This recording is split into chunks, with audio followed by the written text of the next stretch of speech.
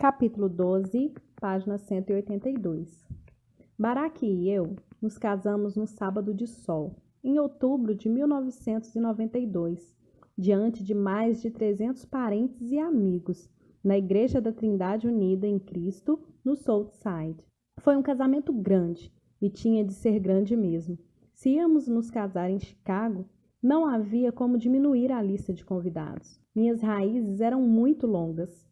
Além dos primos, havia os primos dos primos, e esses primos dos primos também tinham filhos. Eu nunca deixaria nenhum deles de fora, e todos tornaram o dia mais alegre e significativo. Os irmãos mais novos do meu pai estavam presentes.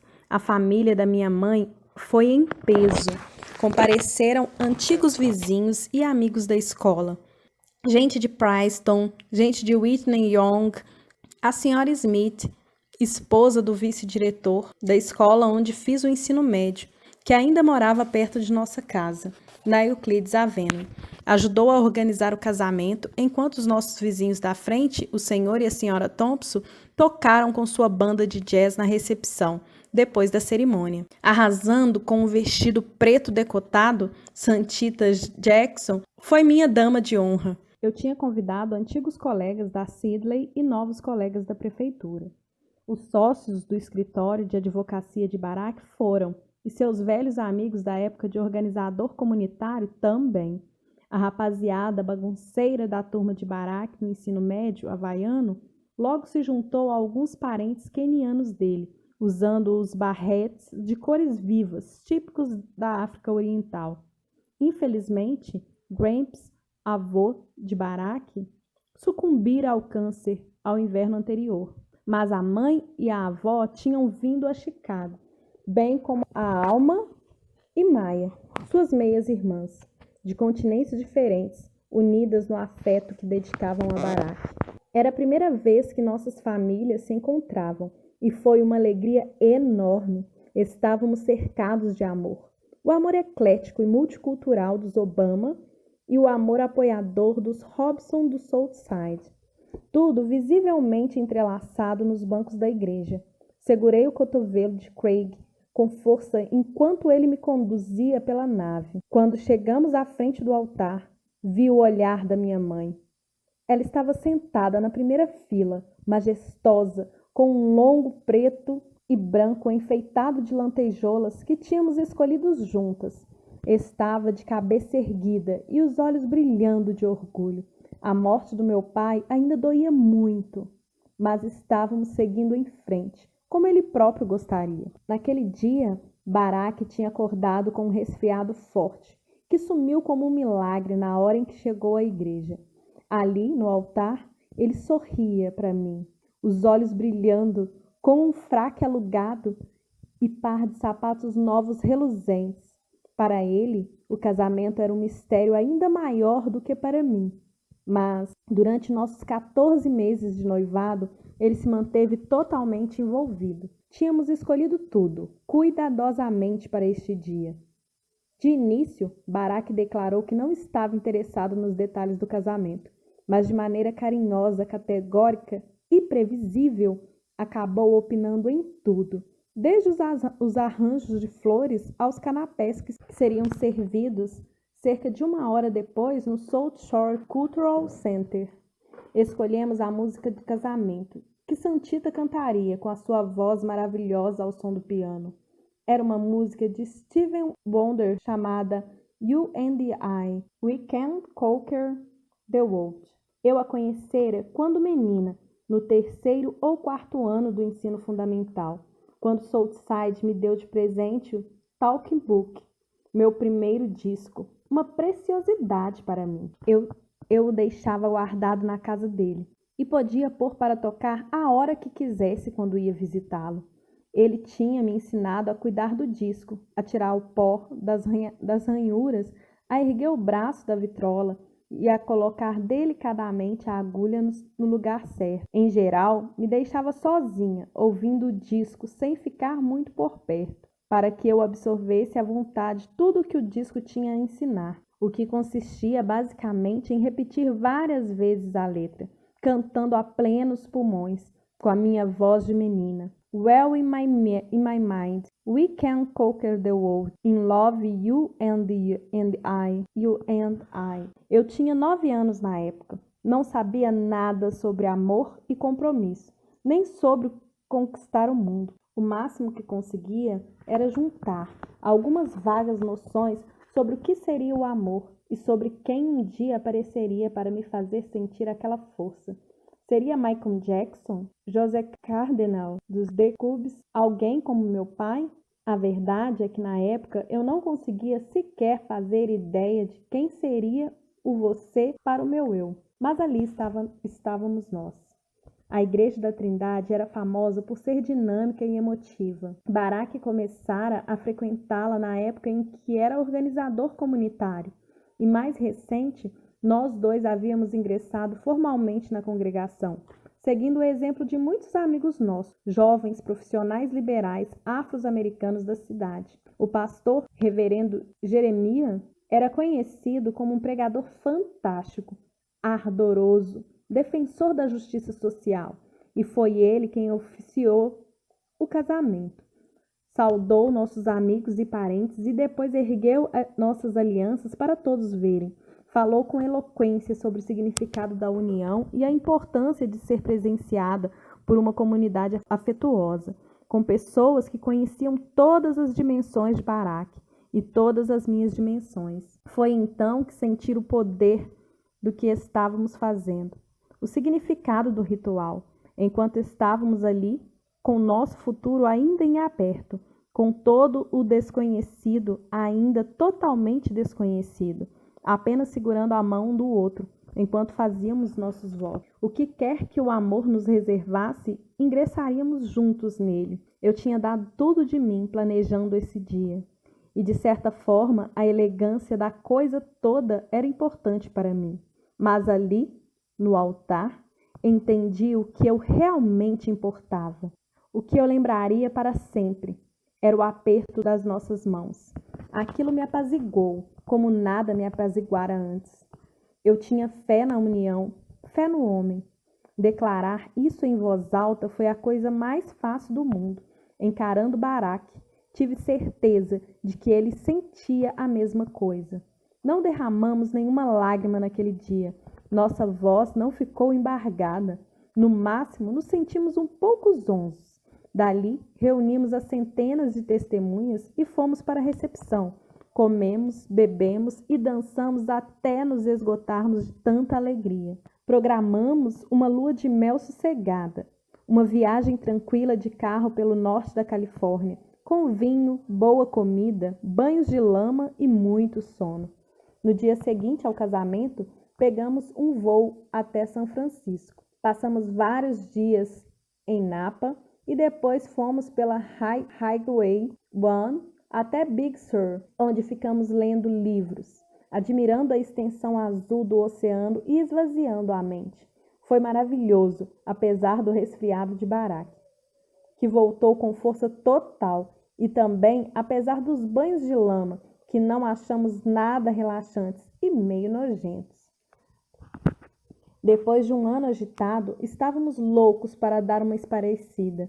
Originalmente, Barack tinha planejado passar os meses antes do casamento terminando o livro e trabalhando no seu novo escritório de advocacia, mas acabou interrompendo bruscamente grande parte da programação. Em algum momento, no começo de 1992, fora consultado pelos dirigentes de uma organização nacional apartidária, chamada Projeto Vote, que registrava novos eleitores em estados onde o comparecimento das minorias às urnas era tradicionalmente baixo. Perguntaram se Barack aceitaria comandar o processo em Illinois, abrindo um escritório em Chicago, para registrar eleitores negros antes das eleições de novembro. Calculava-se que havia no estado cerca de 400 mil afro-americanos aptos a votar, mas ainda não tinha registro, a maioria deles de Chicago e arredores. A remuneração era ínfima, mas a tarefa encontrou ressonância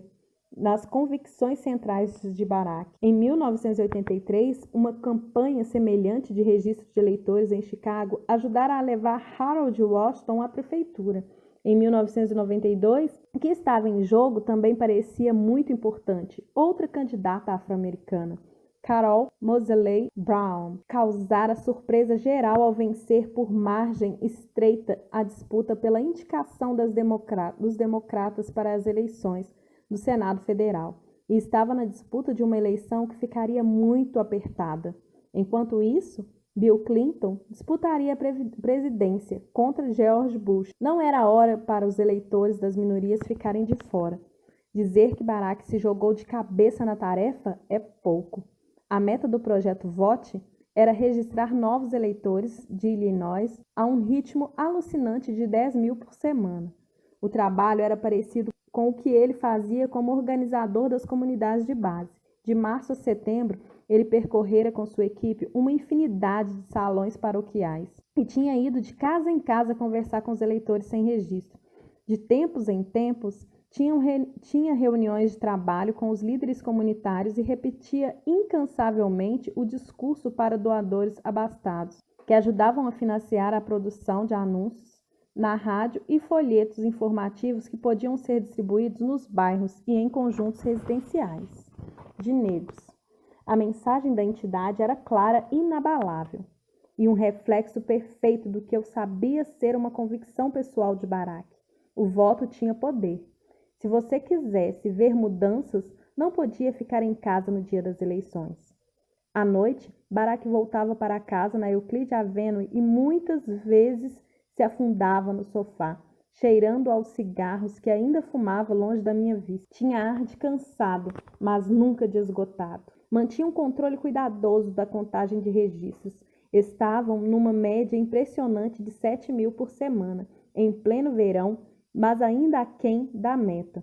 Bolava estratégias para difundir a mensagem de forma mais eficiente, conseguir mais voluntários e alcançar bolsos que ainda não alcançara. Era como se os problemas fossem uma espécie de cubo mágico, que só seriam resolvidos se ele girasse os blocos certos na ordem certa. Ele me dizia que os mais difíceis de convencer eram os mais jovens, o pessoal entre 18 e 30 anos, que pareciam totalmente descrentes do governo. Enquanto isso, eu estava mergulhada no governo. Fazia um ano que trabalhava com Valerie no gabinete do prefeito, na função de contato para várias secretarias da prefeitura, inclusive a de saúde e serviços humanos. Era um trabalho abrangente e as pessoas bastante focadas, estimulantes e quase sempre interessantes. Se antes eu passava os dias redigindo sumários de processos no escritório silencioso, com tapete de veludo e vista para o lago, agora trabalhava numa sala sem janela, num dos últimos andares do prédio da prefeitura, com um fluxo barulhento de cidadãos percorrendo o prédio o dia inteiro. Eu estava descobrindo que as questões governamentais eram complicadas e intermináveis. Vivia em reuniões com vários chefes de secretaria. Trabalhava com as equipes de comissários municipais. Às vezes, era enviada a vários bairros para ver de perto as reclamações recebidas pelo prefeito. Ia inspecionar árvores caídas que precisavam ser removidas. Conversa com pastores de bairro que estavam irritados com o trânsito ou a coleta de lixo. Muitas vezes representava a prefeitura nas cerimônias comunitárias. Certa vez tive de apartar uma briga entre dois idosos que se empurravam num piquenique no North Side. Não eram coisas que um advogado empresarial fazia, e até por isso me pareciam atraentes. Eu estava conhecendo Chicago de uma forma que nunca conhecera antes. Também estava aprendendo outra coisa valiosa ao passar boa parte do tempo com Susan Sher e Valerie Jarvis, duas mulheres que eu estava vendo. Tinham, ao mesmo tempo, uma enorme segurança e um enorme senso humanitário. Susan conduzia as reuniões com uma dignidade firme e imperturbável. Valerie não hesitava em expor suas ideias numa sala repleta de homens cheios de opiniões, muitas vezes conseguindo habilmente o apoio dos presentes. Ela parecia um cometa veloz, alguém que estava claramente subindo na carreira. Pouco antes do meu casamento, Valerie fora promovida, se tornando a encarregada do planejamento e desenvolvimento econômico do município. Com isso, me ofereceu o cargo de assistente dela. eu começaria a trabalhar na nova função assim que voltasse da lua de mel. Eu tinha mais contatos com Valerie do que com Susan, mas observava atentamente tudo o que faziam, tal como havia observado Kizern, minha mentora na faculdade. Eram mulheres com consciência da própria voz e não tinham medo de usá-las. Sabiam ter humor e humildade na hora certa, mas não se abalavam com as pancadas que recebiam e não duvidavam da força dos seus pontos de vista. Outra coisa importante eram mães que trabalhavam. Eu as observava sobre esse aspecto também, sabendo que um dia eu ia querer ter filhos e continuar trabalhando. Valerie nunca hesitava em sair de uma reunião importante se recebesse um telefonema da escola da filha. Susan também saía em disparada no meio do expediente se um filho ficasse com febre ou fosse participar de uma apresentação musical na pré-escola. Não sentiam obrigação alguma de se justificarem pela prioridade que davam às necessidades das crianças. Mesmo que isso às vezes significasse interromper o andamento do trabalho e não tentavam compartimentar trabalho e casa como sócios do sexo masculino na Sidley pareciam fazer. Acho que para Valerie e Susan nem havia a possibilidade de compartimentar, pois faziam malabarismos para cumprir o que se esperava de uma mãe e eram divorciadas, condição que trazia seus próprios problemas emocionais e financeiros. Não tentavam ser perfeitas, mas de certa forma sempre conseguiam ser excelentes.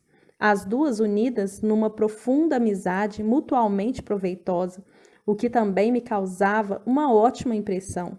Tinham abandonado qualquer disfarce e eram simplesmente elas mesmas, de uma maneira maravilhosa, poderosa e muito instrutiva. Quando voltávamos da lua de mel, duas notícias nos aguardavam, uma boa e uma ruim. A boa veio sobre a forma da eleição de novembro, trazendo o que parecia ser uma maré de mudanças promissoras. Bill Clinton obteve uma vitória esmagadora em Illinois e por todo o país, removendo o presidente Bush do cargo depois de apenas um mandato. Carol Moseley Brown também teve uma vitória decisiva, tornando-se a primeira afro-americana a ocupar um assento no Senado. Ainda mais empolgante para Barack foi saber que o comparecimento no dia da eleição fora simplesmente épico. O projeto Vote havia registrado diretamente 110 mil novos eleitores e a campanha mais ampla provavelmente também alavancou muito o comparecimento geral às urnas. Pela primeira vez em 10 anos, mais de 500 mil de eleitores negros em Chicago compareceram às urnas, provando que eles tinham o poder coletivo de determinar os resultados políticos. Isso foi uma mensagem clara para os congressistas e futuros políticos e restaurou um sentimento que parecera se perder quando Harold Washington morreu. O voto afro-americano era importante. Seria politicamente prejudicial se alguém ignorasse ou descartasse as necessidades e os interesses dos negros. Dentro dessa mensagem havia outra dirigida à própria comunidade negra, o lembrete de que era possível progredir e de que o nosso valor era mensurável. Tudo isso era muito alentador para Barack. Por mais cansativos que fosse, ele adorava o trabalho, pelo que lhe ensinava sobre o complexo sistema político de Chicago e por provar que seus instintos de organizador comunitário eram suficientes para operar em escala maior. Ele havia trabalhado com líderes comunitários, cidadãos comuns e representantes eleitos, e quase por milagre essa colaboração rendera resultados. Vários veículos da mídia comentaram o impacto marcante do projeto Vote. Um articulista da revista Chicago se referiu a Barack como um workaholic alto e afável, sugerindo que um dia deveria disputar um cargo, ideia a qual ele simplesmente deu de ombros. Já a notícia ruim foi a seguinte: aquele workaholic alto e afável com quem eu acabava de me casar andava tão ocupado em registrar eleitores que só conseguira entregar uma parte do manuscrito, estourando o prazo para entregar o livro. Chegamos da Califórnia e soubemos que o editor cancelara o contrato e mandara pela agente literária o recado de que Barack deveria devolver o adiantamento de $40 mil. Se ele entrou em pânico, não foi na minha frente. Eu já andava bastante atarefada assumindo a nova função na prefeitura, que, comparada ao serviço anterior, consistia em mais reuniões de diretoria sobre zoneamento municipal e menos piqueniques de idosos do que no meu trabalho anterior. Embora não tivesse mais a jornada de uma advogada corporativa, a balbúrdia diária da prefeitura me deixava esgotada ao final do expediente, menos empenhada em lidar com os problemas da casa e mais disposta a tomar uma taça de vinho, desligar a cabeça e ver TV no sofá. De mais a mais, eu tinha aprendido alguma coisa com o envolvimento obsessivo de Barack com o Projeto Vote. Era que não adiantava nada me preocupar com as preocupações dele, em parte porque me pareciam mais assoberbantes do que ele próprio achava. O caos me deixava aflita, mas parecia revigorar Barack. Era como um artista de circo, que gostava de girar pratos. Se a situação ficava calma demais, ele entendia como um sinal de que havia mais coisas a fazer. Eu começava a entender que ele tinha um gosto irrefreável pelo excesso de compromissos, assumindo novos projetos sem pensar muito em limites de tempo e de energia. Ele aceitava, por exemplo, integrar o conselho de direção de 2 ou 3 organizações sem fins lucrativos e, ao mesmo tempo, dar aulas em meio período na Universidade de Chicago no semestre seguinte. Tudo isso enquanto se programava para trabalhar em tempo integral no escritório de advocacia. E, além de tudo, havia o livro. A agente tinha certeza de que conseguiria revender a ideia a outra editora, mas ele teria de terminar logo um rascunho inicial. Como as aulas da faculdade ainda não tinham começado, e contando com as bênçãos do escritório de advocacia, que esperava Barack começar em tempo integral, já fazia 1 ano. Ele se saiu com uma solução que lhe pareceu perfeita. Escreveria o livro no isolamento, alugaria uma cabana num lugar qualquer, afastando as distrações do cotidiano, e poria mãos à obra. Era como obrigar um notívago frenético a escrever um trabalho da faculdade, só que Barack calculava uns 2 ou 3 meses para terminar o livro. Ele me expôs tudo isso numa noite inteira, cerca de 1 mês e meio depois de nos casarmos, e por fim mencionou delicadamente um último detalhe. A mãe dele já encontrara o lugar ideal. Na verdade, já tinha até alugado a cabana. Era barata, silenciosa e ficava na praia, em Sanur, que ficava na ilha indonésia de Bali, a uns 15 mil quilômetros de Chicago. Parece um pouco uma piada de mau gosto, não? O que acontece quando um individualista que gosta de solidão se casa com uma mulher sociável e extrovertida que detesta a solidão? A resposta, imagino eu, é provavelmente a melhor e mais sólida de todas para qualquer pergunta que surge no casamento, para qualquer pessoa e qualquer questão. Você dá um jeito de se adaptar. Se o casamento é para sempre, não tem escolha. Assim, no começo de 1993, Barack pegou um avião para Bali e passou cerca de 5 semanas vivendo só com os seus pensamentos e trabalhando numa versão inicial do seu livro. A origem dos meus sonhos, enchendo blocos de papel pautado amarelo com sua caligrafia meticulosa, destilando ideias em lânguidas caminhadas diárias entre ondas e coqueiros. Já eu fiquei na casa da minha mãe na Euclid Avenue, no andar de cima, enquanto outro inverno cinzento tomava conta de Chicago, cobrindo de gelo as árvores e as calçadas. Eu me mantinha ocupada. À noite, ia para a academia e encontrava os amigos. Nos contatos regulares que tinha no trabalho ou na cidade, volta e meia eu pegava soltando esta expressão nova e estranha. O meu marido e eu queremos comprar uma casa. Meu marido é escritor e está terminando um livro. Era esquisito e agradável, e me trazia as lembranças de um homem que simplesmente não estava ali. Eu morria de saudade deles. Mas procurava racionalizar ao máximo nossa situação, entendendo que, Mesmo sendo recém-casados, esse interlúdio provavelmente seria muito positivo. Barack havia enfrentado o caos do livro inacabado e se lançara à luta para terminá-lo. Talvez fosse um gesto de consideração por mim, uma forma de manter o caos fora da minha vista. Eu deveria lembrar a mim mesma que estava casada com um homem de pensamento independente. Ele estava lidando com o assunto da maneira que lhe pareceu a mais sensata e eficiente, mesmo que de fora parecesse uma temporada de férias na praia, uma lua de mel consigo mesmo. Era o que me passava pela cabeça nos momentos mais solitários, depois da lua de mel comigo. Você e eu, você e eu, você e eu. Estávamos aprendendo a nos adaptar, a nos unir numa forma sólida e permanente de nós, mesmo sendo as mesmas pessoas que sempre tínhamos sido, o mesmo casal que éramos fazia anos. Agora tínhamos novos rótulos, um segundo jogo de identidades para tornar tudo mais complexo. Ele era o meu marido, eu era a esposa dele. Tínhamos comparecido a uma igreja e deixado isso claro e em voz alta, para nós e para o mundo. Era realmente como se devêssemos coisas novas um ao outro. Para muitas mulheres, inclusive eu mesma, a palavra esposa pode soar um tanto pesada. O termo vem carregado de história.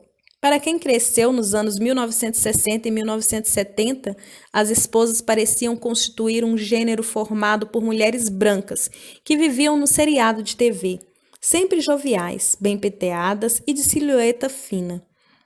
Ficavam em casa, cuidavam das crianças e mantinham o jantar pronto no forno. Às vezes tomavam uma dose de Xerex ou flertavam com o vendedor do aspirador de pó. Mas os momentos excitantes pareciam parar por aí. A ironia, claro, era que eu assistia a esses programas na sala de estar na Euclide Avenue, enquanto minha própria mãe, dona de casa, preparava o jantar sem reclamar, e meu pai, com seu ar muito respeitável, descansava do dia de trabalho. O sistema dos meus pais era tão tradicional quanto tudo o que víamos na TV. Às vezes, Barack brinca comigo dizendo que minha criação parecia uma versão negra de Leave It to Beaver, com Robson de South Shore, tão serenos e de ar saudável quanto a família Cleaver de Mayfield. Embora, claro, fôssemos uma versão mais pobre dos Cleaver, com o uniforme azul de funcionário municipal do meu pai no lugar do terno e gravata do Sr. Cleaver. Barack faz essa comparação com uma ponta de inveja.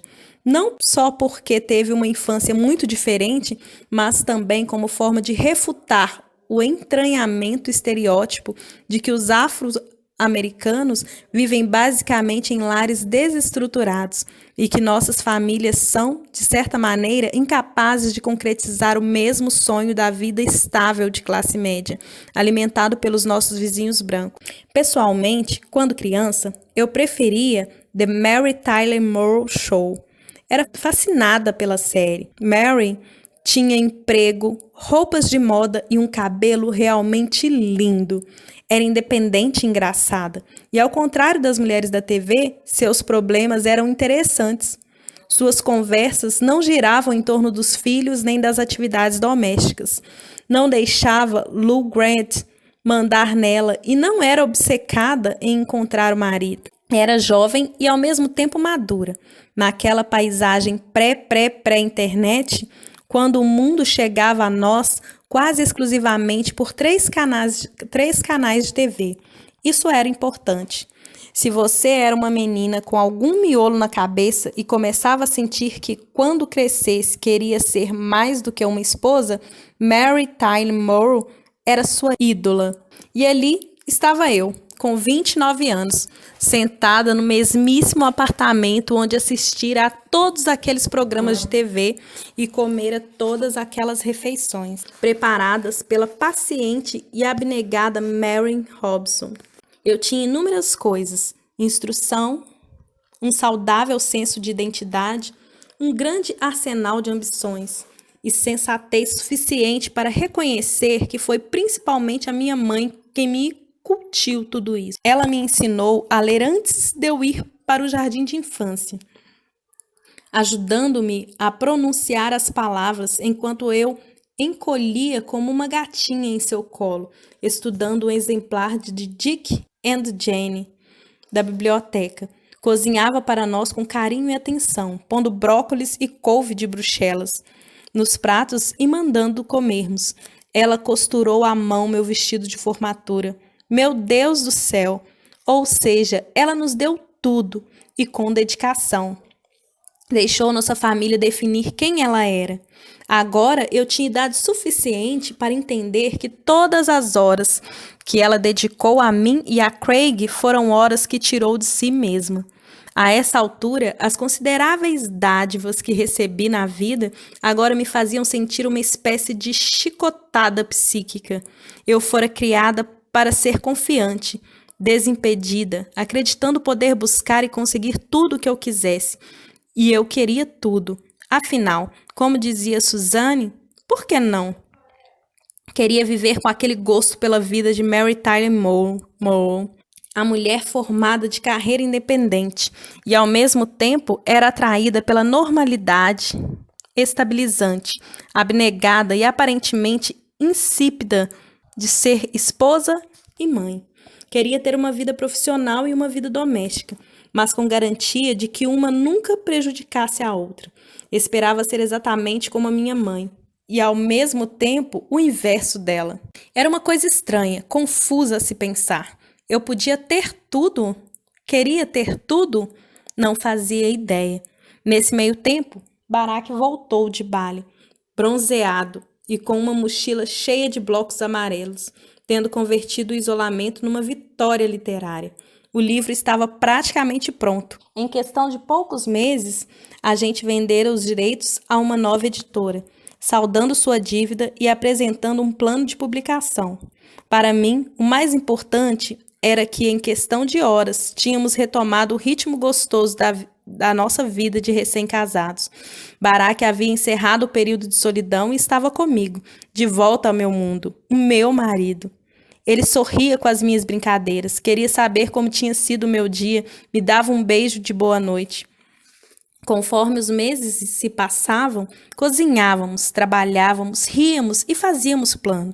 Ainda naquela primavera, nossas finanças estavam em ordem outra vez, suficientes para comprar um imóvel. Foi quando nos mudamos da 7.436 South Euclid Avenue para um apartamento bonito, com um grande corredor central em Hyde Park. O assoalho era de madeira maciça e havia uma lareira revestida de azulejos. O lugar era uma nova base de lançamento para a nossa vida.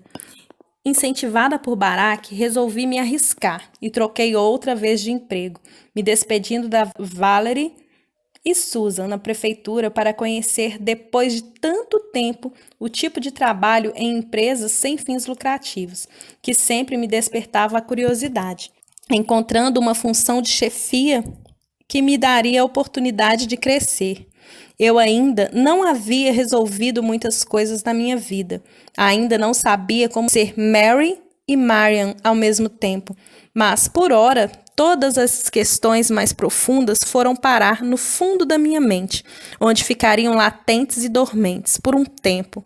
Qualquer preocupação podia esperar. Pensei, pois agora éramos um nós e éramos felizes.